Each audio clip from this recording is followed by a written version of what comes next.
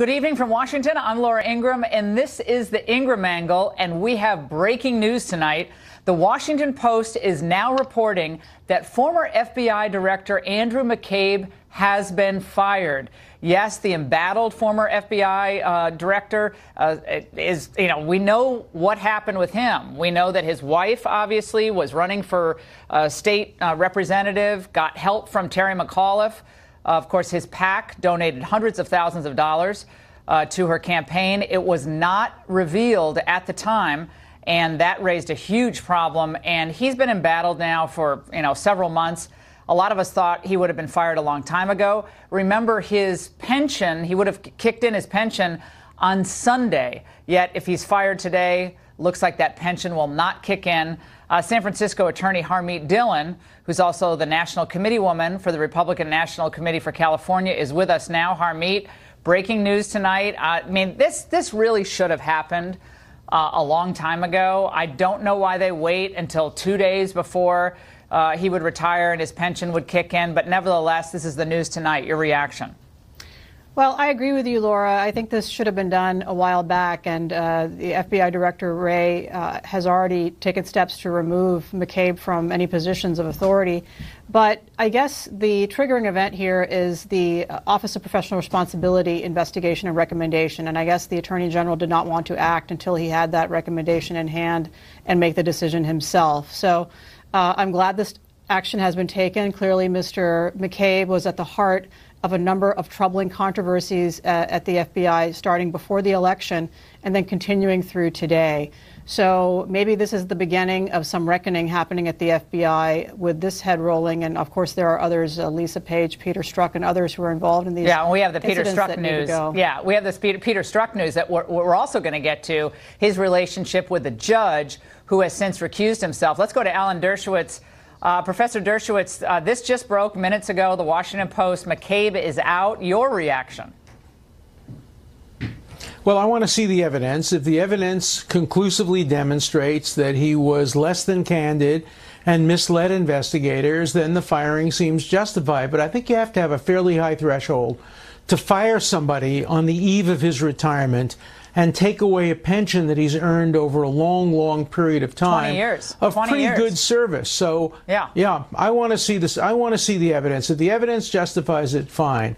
As far as Strzok is concerned, that seems to be an open and shut case for firing. Yeah, we're going to get to Strzok. Yeah, let's get to Strzok in a minute, and let's hold that separately because that's a separate issue involving the judge in the case, which, again, this comes out today after investigative reporter Sarah Carter breaks the story. Which, it's like we keep saying every day, it can't get worse, but it keeps getting worse. Joining us now, and we're delighted she's with us, is Sarah Carter, who broke the story about Peter Strzok's friendship with the judge in the case. Sarah, we were talking just a few minutes ago in the hallway. You said keep your eye out for the McCabe firing. It could happen. You have good sources in justice because it did happen. Tell us what led to this happening 2 days before he would have gotten his pension. It seems a little odd that it would be happening this late. Why did it take this long for the Office of Professional Responsibility to come to this decision? Okay, the Office of Professional Responsibility, OPR, did come to the decision that they wanted him fired after Michael Horowitz uncovered a lot of information on Andrew McCabe. The Inspector General. Exactly, the Inspector General at the DOJ. And that was then referred to OPR. And I think there's a lot of extenuating circumstances here. I don't think we've heard everything. I think there's a lot more than just misleading the IG and the FBI and also leaks, which is what has been reported, right? So we only know a little bit. Give us the 2 or 3 things that are the most egregious that have been out there that called into question his professionalism in handling his job. Oh, I think certainly the leaking to the media, number one. Yep. Also, the fact that he lied. He basically lied to the FBI, to his own employers, and to the IG. And I think that about his relationship, actually, and his friendships with Strzok, about what was happening with the Hillary Clinton email investigation. And remember, he gave that information to the Wall Street Journal. Apparently, he authorized that. And when they broke that story, and then he went back and the IG said, hey, were you responsible for authorizing these leaks? He said no. That's according to sources that I've spoken with. But I think this goes far beyond that. I think they're also looking at possible criminal charges, and that could be very serious. Wow. Alan Dershowitz and Harmeet. Let's go to Harmeet first. Criminal charges against Andrew McCabe. This is the second time I've heard this today. The earlier time was about 2 o'clock in the afternoon from one of my sources in the Justice Department today that said, you all know just a little bit of what's gone on with Andrew McCabe. Again, 20-year veteran of the department, very well respected for years. And yet, apparently, we don't know what the OPR knows and what the Inspector General knows. We'll be finding out in the coming days. Harmeet. Yes, I would have to agree with Sarah. It seems hard to believe that he would get fired for simply the leaking, although the leaking is obviously very egregious. The Wall Street Journal story that came out that was the product of those leaks was, clearly attempted to paint his role in a different light than was true, and a lot of other politicking going on in that story. So that was pretty shocking. But this seems like turnabout is fair play in a way. We all know, we've seen the stories about how, General Flynn has been indicted and asked to plead guilty on charges of a lie to the FBI, and where you have the FBI number 3 in command and temporarily number 1 in command lying himself to other FBI agents, it seems appropriate to hold them to the same standard. Professor Dershowitz, again, this is wild. On a Friday night, 2 days before a man who's served the government for decades and was very well respected before the Hillary email investigation, I think, took place, to be fired in this way, I have to take Sarah and her reporting to heart here. I don't think they would risk firing him were it not for some fairly serious information that has come to light and that will be reported by the IG. That sounds right to me. This afternoon, I was saying that I think there has to be a high burden before you fire somebody who's performed in a distinguished way for 20 years. But I have a lot of experience with the OPR, the Office of Professional Responsibility. They don't generally go after their own. They generally whitewash their own. And when the OPR comes to this conclusion, you really have to give it some credibility. I still want to see the evidence, but I bet you we'll see evidence that's far more compelling than what we've heard about up to now. And when they're talking about criminal charges, that sounds very, very serious. It's distressing because I had a lot of respect for McCabe based on what people who've worked in the FBI have told me over the years. But you can't have a double standard. You have to have the same standard for Democrat, for Republican, for people who've been in the FBI, and for civilians. And if that standard has been met for criminal prosecution and for firing, so be it. And folks, we just got the Attorney General's statement, which I'm going to read.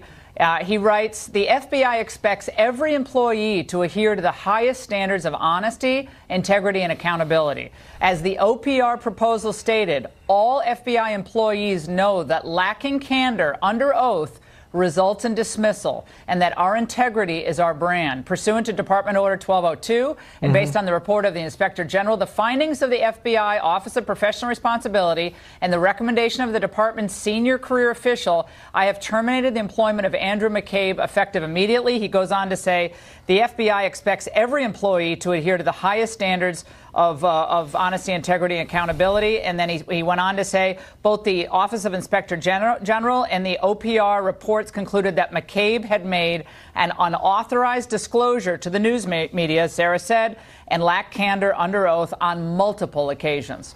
So this seems, in the way it's worded, this seems like an open and shut case. You cannot make exceptions even for someone with a very distinguished career as a civil servant, as a career professional.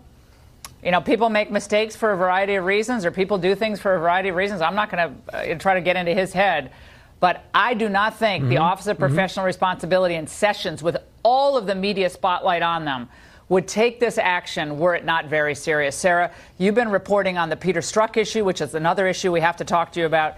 His relationship with the presiding Judge Contreras in the case, when you published this today, I was reading this going, this can't be happening. Explain to our viewers what happened. Well, it was stunning. What we discovered was through these text messages, and actually it was the House Oversight Committee, their due diligence. Yep. I mean, they had sent people over and over again to the DOJ, and they finally pieced together what was redacted, what was handed to them. So they got to see semi-redacted documents that showed that Peter Strzok had a very close friendship with Judge Contreras. This not is revealed. Not revealed. Disclosed. Not disclosed. That's the outrageous. DOJ did not disclose this. So, I mean, remember, we were all left wondering, why did he recuse himself? So, on December 1st, 2017, Michael Flynn goes before the judge. He pleads guilty. That's Judge Contreras.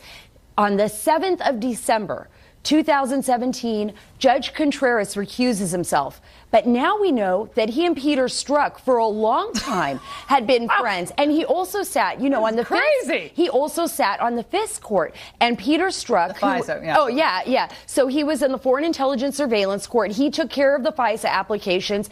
And Peter Strzok, who was in charge of counterintelligence and Russia, would go to the FISA court for these warrants to be signed. And presumably yeah. So what's really interesting, Laura, is inside those... Hold on, Alan will get to you in 1 second. Inside those text messages, he specifically states we with have Page. Yeah, if you see them, he specifically knows that if he continues this relationship, it could present a here's what he problem. says. This is Peter Strzok's text, and Alan, you can react.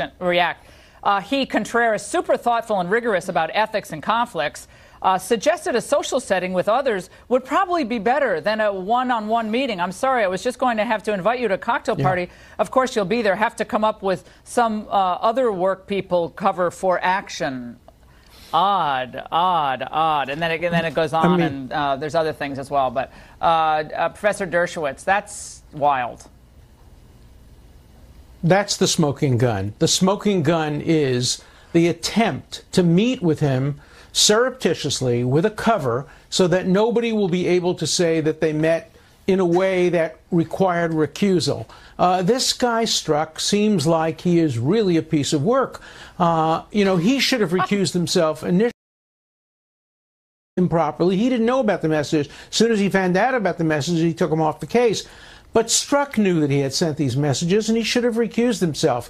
He should be fired. He violated every possible rule of ethics in the FBI, and I think he has to go. I'm surprised he hasn't been fired up until now. Alan and Harmeet, he uses the phrase, with some other work people cover right, for action. There's the term cover, right. Laura. There's the term that's recusal. the smoking gun. Cover, Harmeet. He needs cover. No, I mean, and this type of ex parte communication is outrageous. And if this isn't a conspiracy, I don't know what is. You have multiple people, and there's a conversation there in the text messages about a dinner party for 6. So you have multiple people who are around Strzok and Page conspiring to somehow set up a conversation with the judge. I think it's outrageous, and in any federal court, a court should judge should recuse himself. And we don't know why the judge recused himself. How stupid can he be, putting everything in writing, everything in emails, everything in messages. He's a counterintelligence. This guy is supposed to be the best. This is an unintelligent counterintelligence guy. Okay, we got a McCabe statement. God, everything happens on Friday night. This is why we're happy we're live. Okay, Friday night, this is McCabe's statement. For the last year and a half, my family and I have been targets of an unrelenting assault on our reputation. In my service to this country, and my service, the articles too numerous to count, have leveled every sort of false, defamatory, and degrading allegation against us. The president's tweets have amplified and exacerbated it all. He called for my firing. He called for me to be stripped of my pension after more than 20 years of service. And all along, we have said nothing, never wanting to distract from the mission of the FBI by addressing the lies told and repeated about us. And that's a pretty clear statement. I mean, he thinks it's all unfair. It's a total witch hunt. Sarah, I'll let you close it. Well, here's my question. How can he say that when it's his FBI? It's not the president. It's not the DOJ. It's OPR that is asking for him to be fired. Office of Professional Responsibility, which is staffed with career professionals. FBI, judging. That's right. Andrew McCabe, top of the FBI. And he had a lot of friends in OPR. So that should tell you something. Alan, his statement is defiant, Alan. It is, but if he thought people were after him, then he should have been so careful about how he responded. And yet, if people were after them, he gave them the ammunition by not being responsive, by being deceptive, by being untruthful. So he opened the door to allowing the OPR to make the kinds of conclusions that they came to. It sounds to me like he doesn't have much of a leg to stand on. I'm sympathetic to him, but it seems to me he's made his own bed. And Laura, he's 49. He'll be just fine. We've seen lots of people in the swamp do just fine without their pensions at the age of 49 in Washington, D.C. You note that in his statement he doesn't deny the charges that the OPR leveled against him. And I think that's very telling as well. It's deflection to point to the president in his tweets. That's very fashionable in Washington, but I don't think he has answered any of the questions. What does this do, Sarah, to the integrity, whatever's left of it, of the Hillary email investigation, though? So now the guy who was leading the investigation, got Peter Strzok problems, we got McCabe fired. How does Comey fired? Yeah, of course, Comey gone. By the way, we have a photo of Jim Comey. We had a sighting of him today in McLean, Virginia. Do you have it, Nick? Can you put up on screen? He looked very concerned at Balducci's today. Do we have the picture? Yes. We'll get it in a second. But so he was spotted today. We tried to get him to come on the show. He said he'll think about it. So, but what does this say about the integrity of the Hillary email investigation before we get into what happened after that? Well, I with think Flynn and so forth. Well, I think this says a lot about the integrity of that investigation, or lack of integrity. And we're now waiting for the Inspector General's report, Michael Horowitz's report. And it's not just going to be one. It's going to be multiple series of reports. 1.2 million documents that he's obtained. And we're going to learn a lot more than just what happened here with Andrew McCabe. We're going to learn about Comey, and we're going to learn about that investigation. And I think it's going to be absolutely explosive, according to the sources that I've spoken with. Yeah.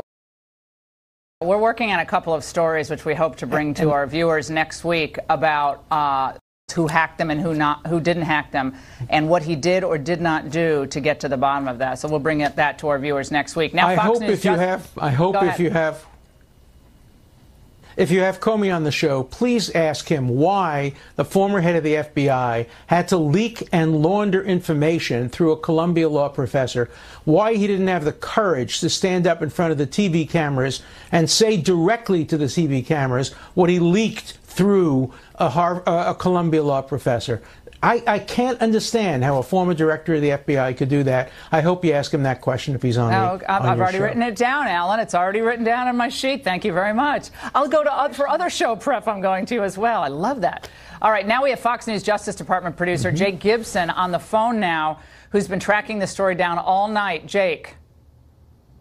Hey, how are you, Lawrence? So we've been following this all day, and this has been a thing that is slow rolled out throughout the day that we kind of thought was coming, and now it finally popped. And the Attorney General basically said that he has terminated, as you know, former Deputy Director of the FBI, Andrew McCabe, tonight. And this all comes back to this IG report, and specifically on what he said to the Inspector General Horowitz and whether or not he misled Inspector General Horowitz.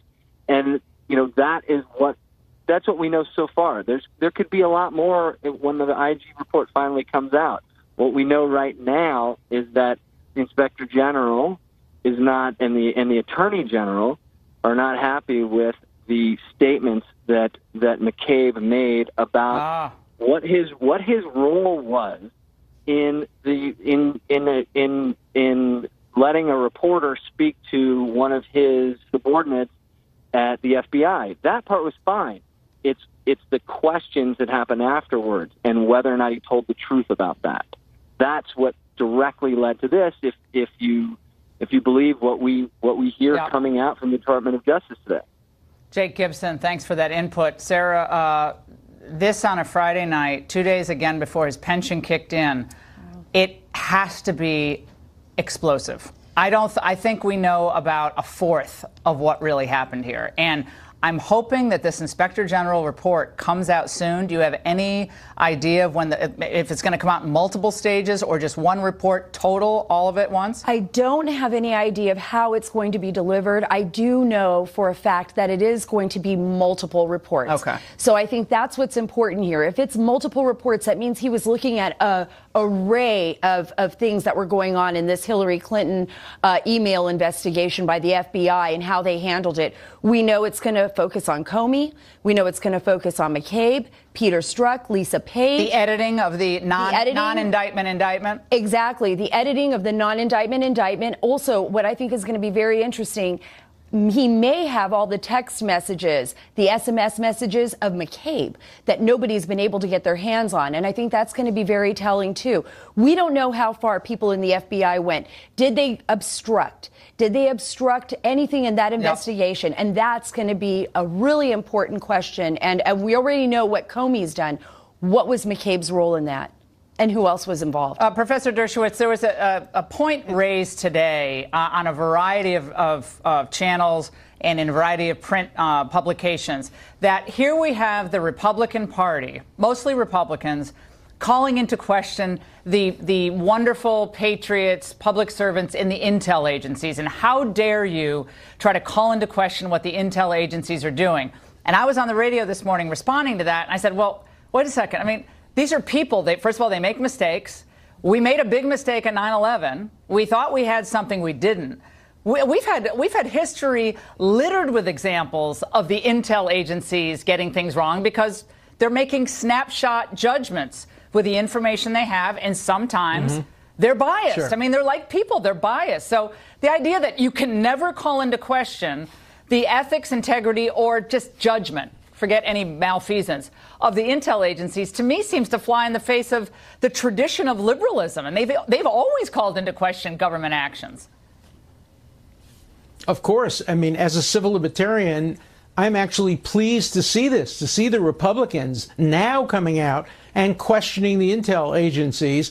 The Democrats, who traditionally have done that through the Church Committee and others, are now saying, oh, no, no, no, no. Intelligence agencies never make mistakes. The Justice Department never makes mistakes. Everything's perfect when it comes to prosecuting. We're seeing a little bit of a flip here because, you know, we have the criminalization of political differences on both sides. And when that happens, you see people make hypocritical statements. But I'm thrilled that we're seeing critical analysis being done of the intel agencies. That's very, very important. I think it's important whether you're a Republican, whether you're a Democrat. We need accountability. Who will guard the guardians? And the guardians are people today who have access to the intelligence. And so I'm so happy that we're seeing a more critical eye being looked at intelligence gathering, being looked at who is doing the investigation. I think that's very healthy in a democracy. All right, we're going to continue this. We're not taking a break. The news is too big. Joining us now on the phone, retired FBI Special Agent Bobby Chacon. Bobby, again, Friday night, firing Andrew McCabe, one of the more well-respected civil servants in our FBI, really of the last 25 years. He had a fantastic reputation until he got mixed up with the Clintons or examining the Hillary Clinton private email server. Your reaction to the news of the night? Well, I'm not surprised, and I'm kind of heartened by it. I mean, look, I was a special agent for 27 years at the street level. I was a working agent. I chose not to go up into management. If I had done the same transgressions as Andrew McCabe had done, I would have been fired before now.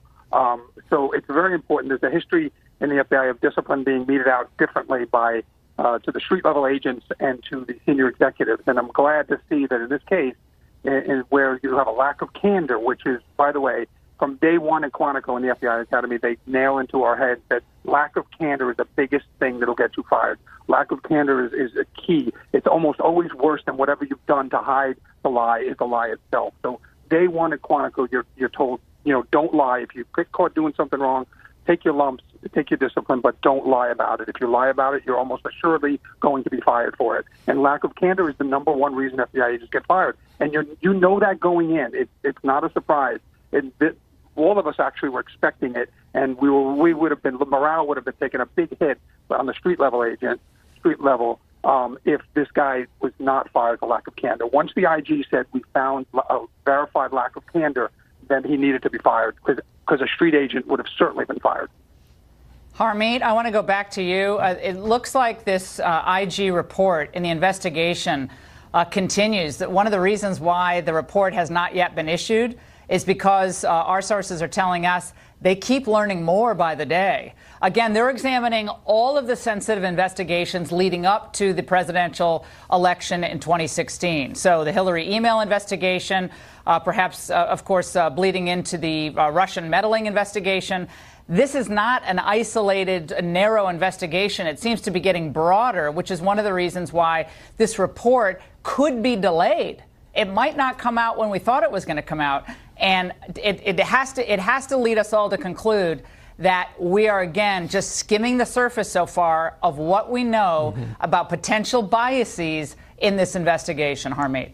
Absolutely. And one of the investigations that you didn't mention is the Hillary Clinton Foundation investigation. And that was actually the subject of that Wall Street Journal article that grew out of the leaking from the 2 FBI agents that was authorized by McCabe. So we see this, it's not an exaggeration to say it's a web. And, you know, you see a few people in the middle of it, but the web seems to be spreading. And there's 1.2 million documents we're aware of that the Inspector General is looking at. That's a huge amount of documents. It doesn't surprise me it's taken this amount of time. But we have by no means begun to see the end of it. Like I said, I think that this firing today may be the beginning of the reckoning happening in the FBI, which will be for the betterment of the agency. And as a Republican civil libertarian, I have to say that, unbridled power that the government has is of deep concern. Republicans have begun to wake up when we see the Michael Flynn investigation. It was shocking. And that's a good thing for our country. We're the party of limited government, and we need to respect that and honor that and get back to that tradition. I'm so glad you said that, Harmeet. And Alan, here we have liberals and conservatives agreeing. Thank you. This is where civil libertarians, conservatives can agree. Unbridled power. Unchecked power to spy on American citizens for flimsy reasons, as they did with this Carter Page. Anyone looking at Carter Page, talking to him for more than 5 minutes, knows the idea that Carter Page is like working with the Russians to throw the election is ridiculous. I'm sorry. I will bet my house on it. It's ridiculous. Alan, go. Well, remember, there's one other possibility of how information may be forthcoming. That is, McCabe may sue under his contract to get his pension, and there might be discovery and a trial, and that would be a way of getting even more information that maybe the OPR doesn't want to produce but would have to produce as part of discovery to justify their actions because he has a remedy under law.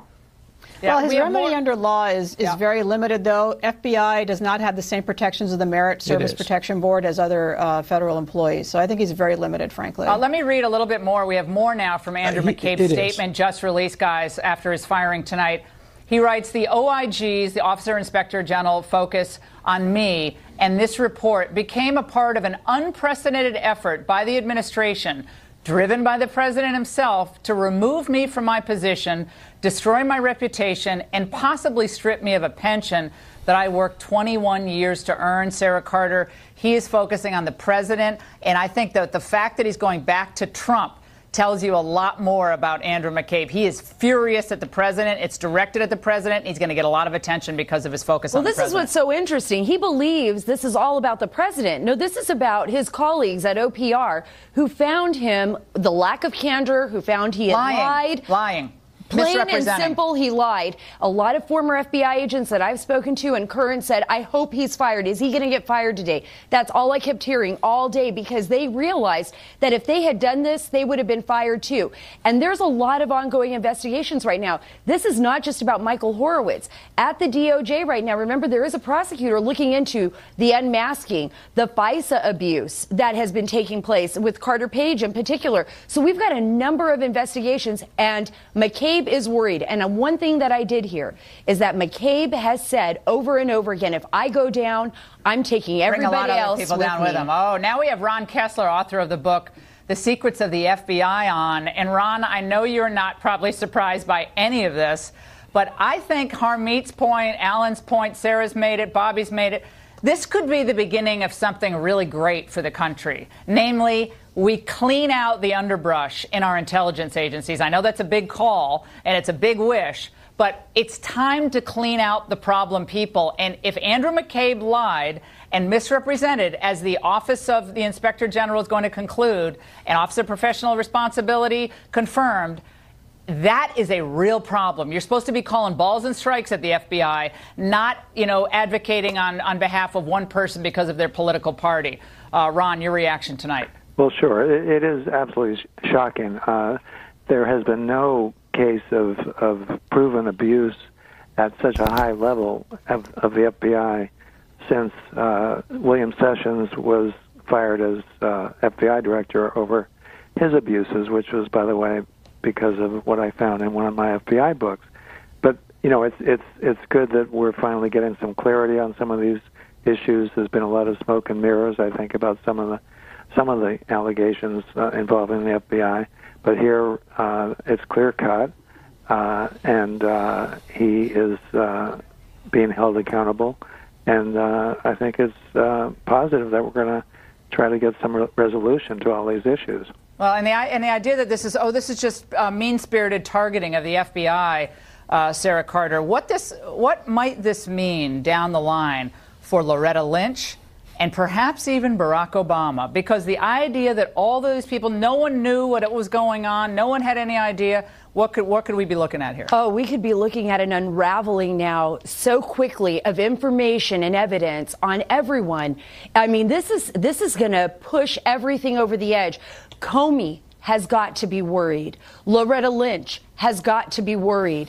And Barack Obama, because remember, Susan Rice, she even sent that email to herself after she had met with... Remind everyone about that. Oh, yeah. So they had this January 5th meeting, 2017, where she was there with Barack Obama, and I believe was Loretta Lynch there as well.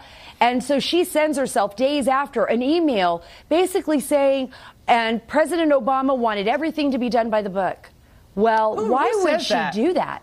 And that raised questions. So now they're saying, why would you do that? Why would you send this email to yourself? And why would you try to exonerate him? And why were you all meeting about this?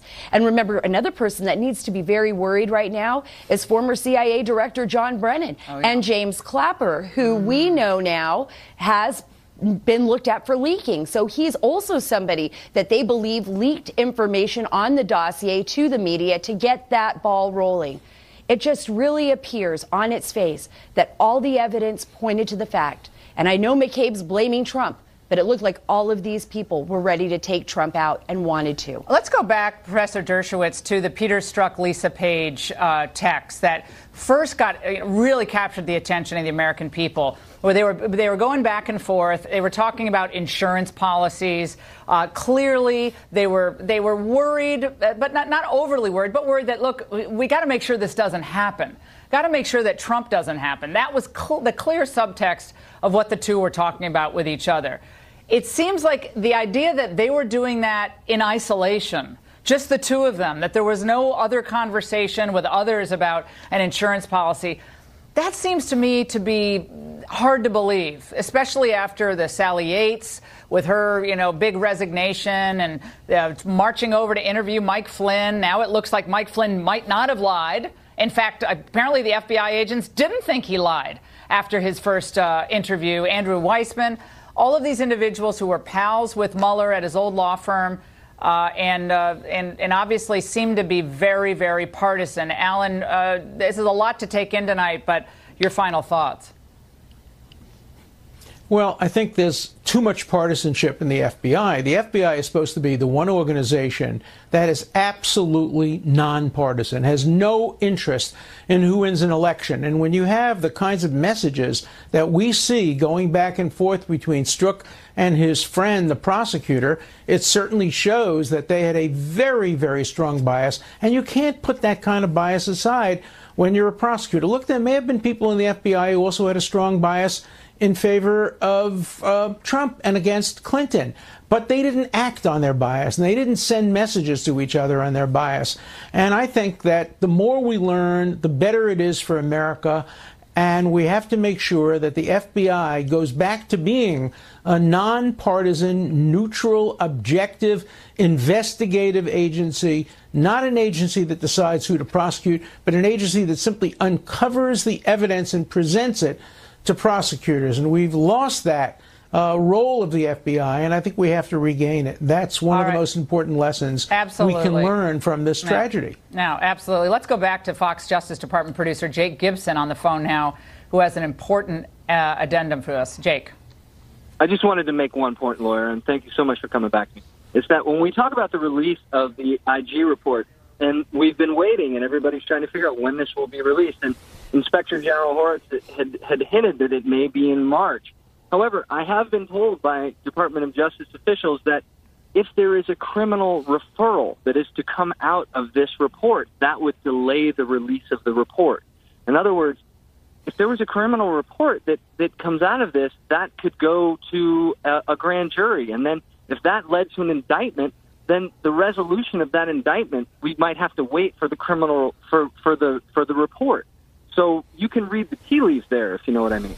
Well, Harmeet, if there is a criminal referral coming out of the investigation that is part of this entire morass that involves President Trump and the Hillary Clinton email, I mean, is that not tainting the entire investigation? I mean, I'm not saying this as in a partisan way, but if I was the subject of an investigation and I heard, well, these guys are sending emails and then this other guy's lying and he's leaking, it seems like that entire thing has to be thrown out. And I know that sounds extreme, but if I were the subject of the investigation, that's what I'd be arguing in court. It's that the whole thing is the fruit of the poisonous tree.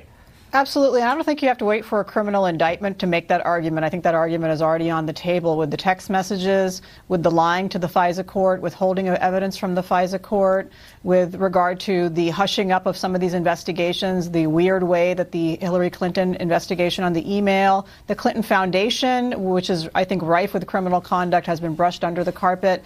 There are a lot of issues here that would lead, and it's all the same people. It's all the same 3 or 4 people who are at the heart of this so far. So I think all of that, if I were a defendant, I would be absolutely jumping up and down and raising those issues already, regardless of the criminal investigation. And obviously, go ahead. But remember one thing. It's very important to distinguish between ethical violations, which is what the OPR looks at, and criminal conduct. Again, let's not slip from unethical conduct or bad conduct into crimes. We have to know what crime it is that was committed. Did anybody lie to a law enforcement official? That's a crime. Was there obstruction of justice? That's a crime.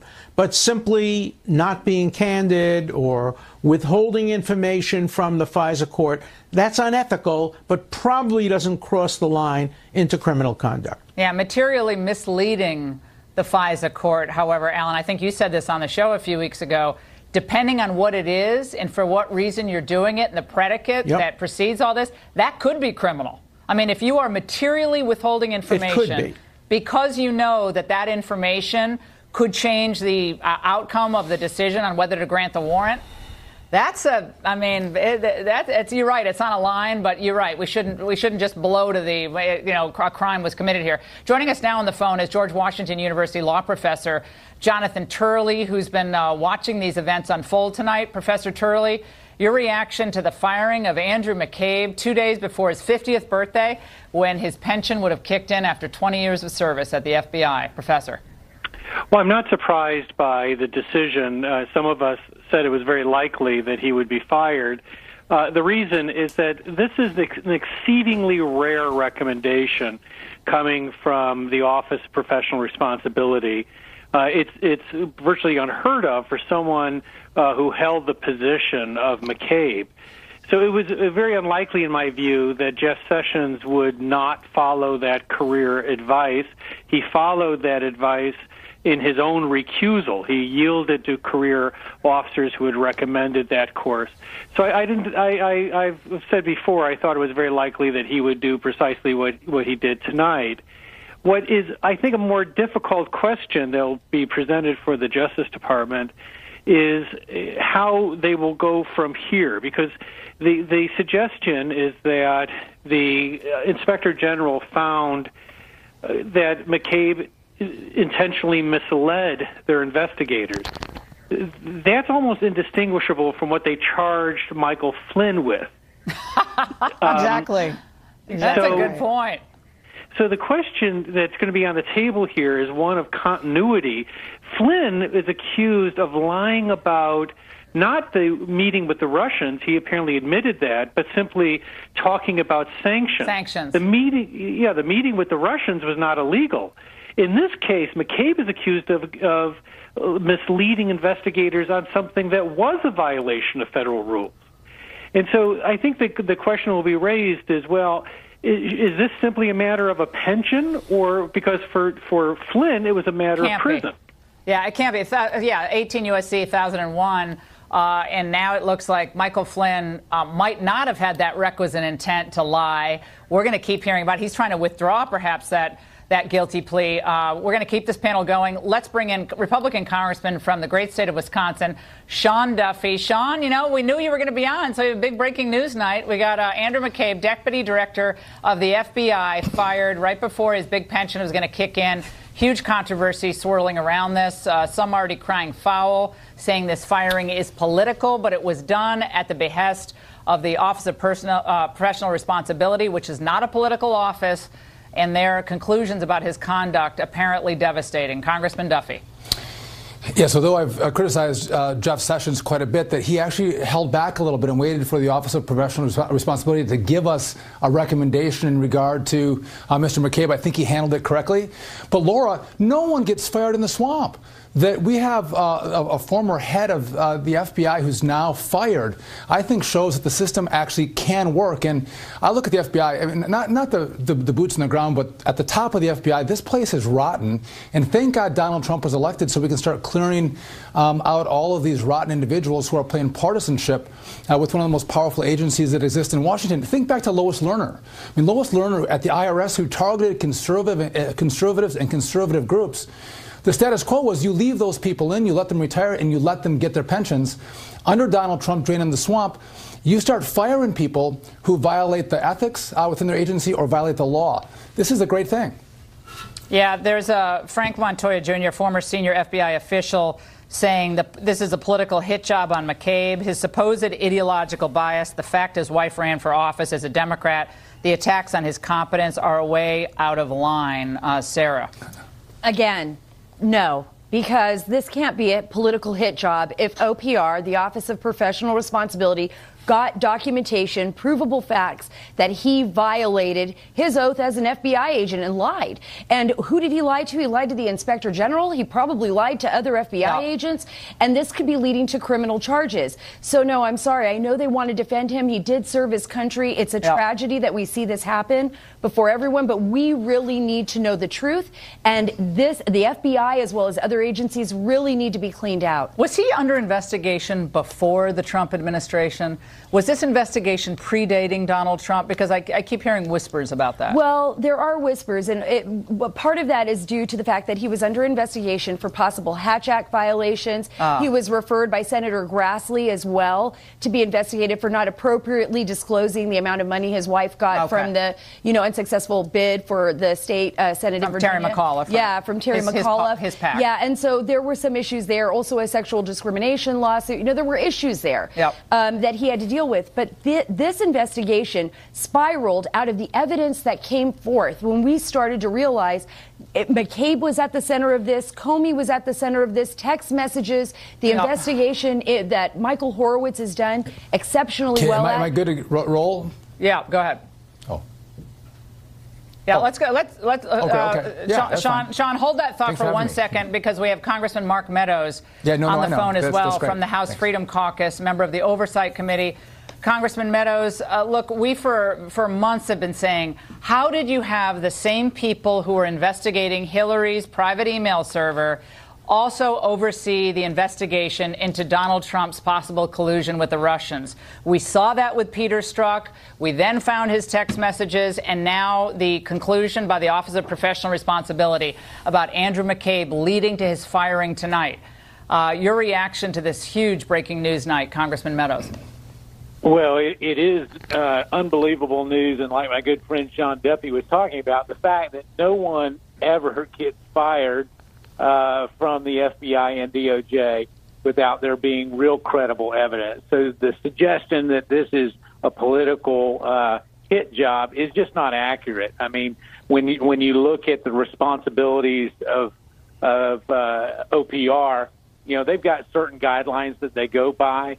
But what it does call into question, Laura, is this: is if you have now Peter Strzok and Andy McCabe both having questionable, actions on their part, what does it mean about the whole investigation and what has led up to that? I can tell you there's more information coming. The Inspector General is doing a very good job.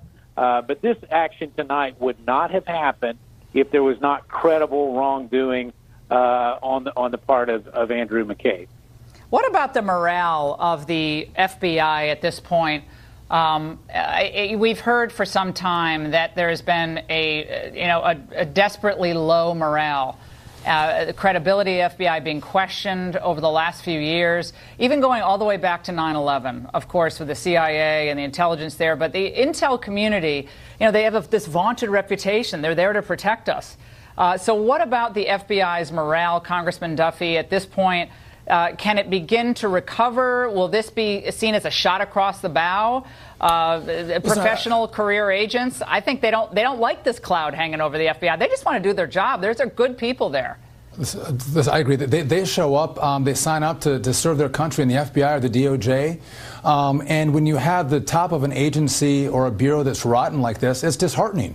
But I think you give them hope when you start to clear it out and say, we're going to get back to the basics, back to an honorable organization. And so I think this is the beginning of a new and fresh start for the FBI. But Laura, what I think is interesting, though, we've been wondering, how did all these leaks happen? How are all these stories getting into the press over the last year and a half on Donald Trump and the investigation? And now we see that it was coming from Andrew McCabe and from James Comey himself. The question I have is, remember when Comey went and briefed Donald Trump on the dossier? No one reported on the dossier until someone leaked that Comey was actually briefing the president the president-elect, Donald Trump, on the dossier. They leaked that to CNN, and all of a sudden, every news outlet could report on the dossier.